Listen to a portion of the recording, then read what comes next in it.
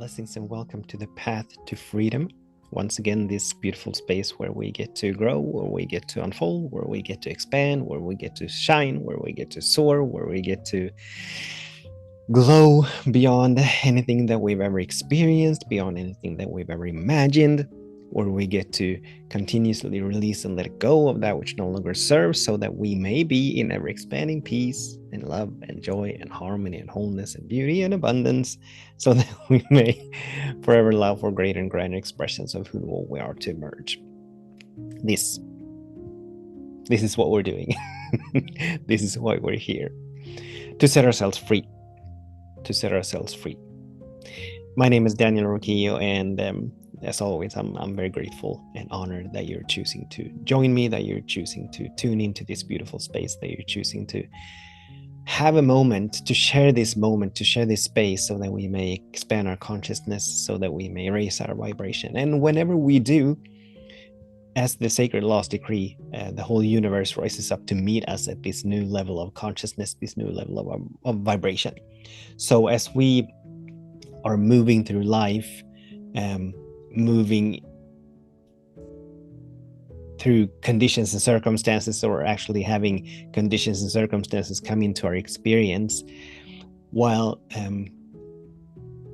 it is quite normal and it seems very logical to want to change the external conditions and circumstances, the way to change them really is by us elevating ourselves onto a new level of consciousness to raise our vibration. And this kind of speaks into the topic for today. And as often is the case, not always, but often, the topics, these talks and these messages, they are mostly for me. These are reminders for me as to what I need to turn my attention to, what I need to release and let go in the moment. So absolutely, it is my intention and my desire that these messages and the words that flow through me, that they serve you who are tuning in, but just as much as they're serving you and perhaps assisting you, they are very much in service to me as well. And so I'm finding myself in a beautiful space of expansion, but this expansion is right on the edge of what my mind believes to be possible. So that which I've caught to be emerging is something that I need to do a whole lot of work around, because my mind believes that it's not possible. Parts of the mind believes that it is not possible. And so I've become aware, I am witnessing and observing how the mind frantically tries to figure out how to make it happen. And that's getting it all backwards. Because we never need to make anything happen. I mean, just look at nature. A seed planted in the ground, it is not that seed that is making the unfoldment happening. Be it a rose seed or tomato seed or an apple seed or an avocado seed or an acorn or whatever the case may be, it is not that seed that is making the unfoldment. It is not that seed that is making the expansion, the growth happening. But there's a state of emergence which needs a space of allowance, which needs a space of surrendering, so that the expansion may be welcomed, so that the expansion may happen. Likewise, a mother is not making the baby happen. We, as we are born into this dimension and as we matriculate through this incarnation, we are not making ourselves happen, but we are participating in the unfoldment of that which is happening. And so what we're speaking about is the different levels of vibrational alignment, as the sacred laws decree that where there is vibrational alignment, manifestation must occur. Whatever we turn our attention to the most, whatever we think about the most, whatever we talk about the most, whatever we feel the most, that is what we're allowing to manifest into our experience. That is what we're allowing to emerge into our experience. And there are different levels of this vibrational alignment, where the lowest level is when we absolutely know that it is impossible. We know it to such a degree that we don't even bother trying to move in the direction. We've given up even before we try, even before we say yes to anything. We just right off the bat say no to it because it's too far out there. It's too far of a stretch. And then moving up to where we perhaps believe that it is not possible. And then we move to the third level, which is where we hope and wish that it is possible. And the fourth level, where we believe that it is possible. And the last level, the highest level, where we absolutely know not only that it is possible, but that it is actually done. It's already happened. Another way of saying this, and especially articulating and describing the highest level of vibration alignment, which is actually the topic for today. So the topic is, if I remember it correctly, the topic is all is well, now, always, and forever. And when we know that all is well, then we are in that highest level of vibration. When we don't even need to think about it, when we do not even need to turn our attention to that which is emerging, when we so know that it is done, it's already happened in the infinite mind, and it is happening, it is demonstrating, it is manifesting itself here now in this dimension. So we don't need to concern ourselves with it. That is the highest level of vibrational alignment. And this is where I kind of get not stuck. This is where I'm battling right now, because I'm balancing that razor's edge between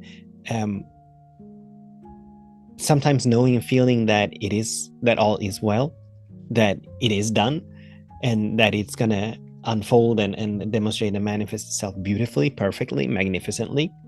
And on the other side is where I find myself trying to make it happen, which is when I lean into doing. Oh, I need to do more. I need to do this and I need to do that. Not out of inspiration, but out of a sense of necessity, out of a sense of urgency, which all belong to the lower levels of vibrational alignment, because there is that sense that this is not possible. So the work here, the invitation here, is to come back, to do whatever is necessary, to do the inner work of coming back to knowing and feeling that all is well. And so we're talking about the first pillar of freedom, trust and surrender. That we get to trust to such a degree that this loving presence, that it is all that there is, that it is good, that it is benevolent, always for itself. And thirdly, that we get to trust that it is always expressing itself perfectly. Divine and perfect action, activity is always happening. Divine and perfect timing is always happening. So this is the work. Primarily, consciousness always precedes form. So we need to do the work. And in this case, I need to do the work of finding my way, not back to necessarily, but finding a way to more be in the knowing that all is well, than in the fearing that it is not going to happen, that it is not going to, I'm not going to make it on time, because there is a deadline involved in this particular expansion. So that there is a date that I need to have, where things need to be figured out, when things need to be put into place. Yeah. So finding our way back to trusting and knowing and feeling, first and foremost, that all is well. In consciousness does always precede form. Whatever we know to be true, whatever we believe to be true, that is what is going to emerge. That is what we're allowing to come into our experience. So actually the second pillar of freedom is obviously involved here too.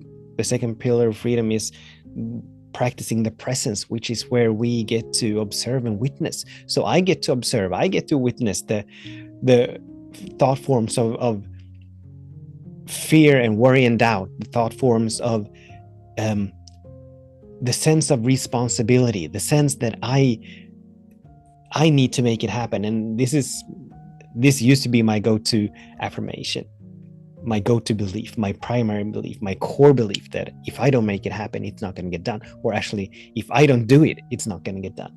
That's how I phrased it. And these are coming back up again. These are coming back up into my awareness. It's been a long, long time since I experienced this level of unease. Some days are obviously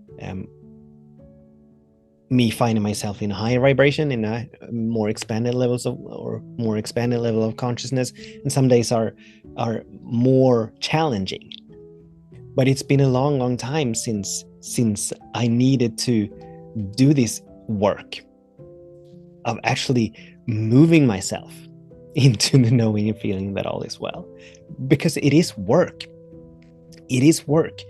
We need to be on our toes presence wise. We need to build our presence muscle so strong that we become aware of these thought forms before they snag us, before they hijack us, or at least before we have been hijacked to such a degree that finding our way out of them, breaking free from them, becomes a big struggle.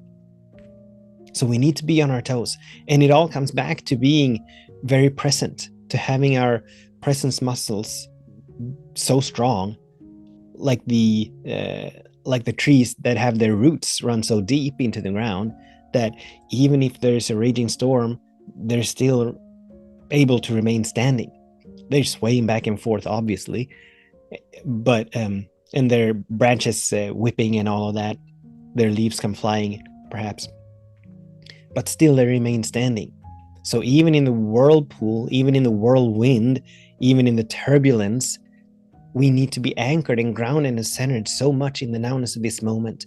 We need to lean into our whatever affirmations, whatever techniques, whatever tools we have to stand firm on that pillar of trust, of absolutely knowing that even if I cannot see how this is going to unfold itself, even if I don't see the way out, the way is still here. That as that beautiful saying goes, let me see if I can remember it. I always get it backwards. It goes, absence of evidence is not evidence of absence.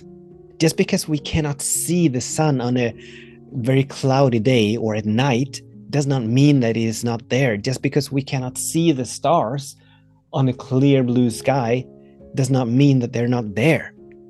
They are still there. The good that we desire is still here. Everything, every single possibility exists in the infinite mind of this loving presence that is all there is. So the version of who and what we are that is already emerged, that has already made it through, that version already exists. The possibility, the potential where we are living the expanded life, where we are living the next iteration of who and what we are, that version is already here. It's not going to happen. It is. It is an isness. It is a doneness. So we need to do the work of coming back to the knowing and feeling that it is done. And I'm speaking very much to myself because this is what is mine to do right now. This is what is mine to do right now.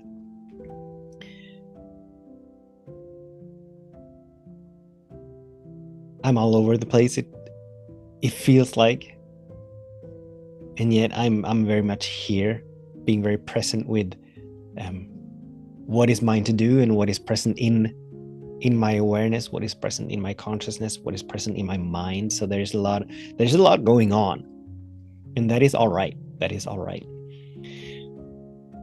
But the invitation is for us to do the work necessary to build our presence muscles so strong that we may witness and observe the judgments, the opinions, the fears, the worries, the doubts, those lower vibration thought forms, building our attention muscles so strong that we stop looking at the surface appearances, that we stop looking at current conditions and circumstances, stop judging by them,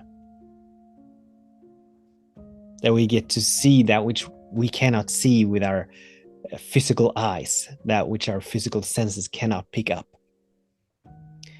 I once heard a beautiful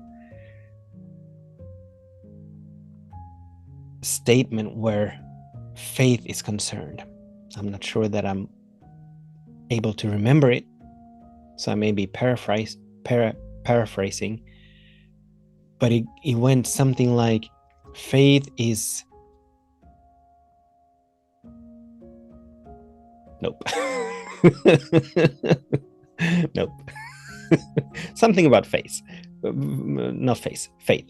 Something about faith and about seeing the invisible to such an extent that it becomes more real than the visible. Something along those lines. Which means that we move ourselves into the knowing that all is well. Which means that we move ourselves into the knowing that it is done and that it is happening now.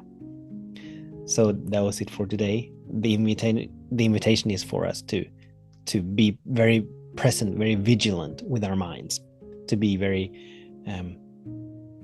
aware of what is going on, so that the thought forms do not hijack us, so that they do not pull us into too low of a vibration. Questions? I don't know at this point. What is here now? What is here now? That's a beautiful question to bring us back to this now moment. What is here now? The air is here now. Joy is here now. The trees are here now. The flowers are here now. The curtains are here now. This computer is here now. These hands are here now. These feet are here now. This nose is here now. Which brings us back from time, which is the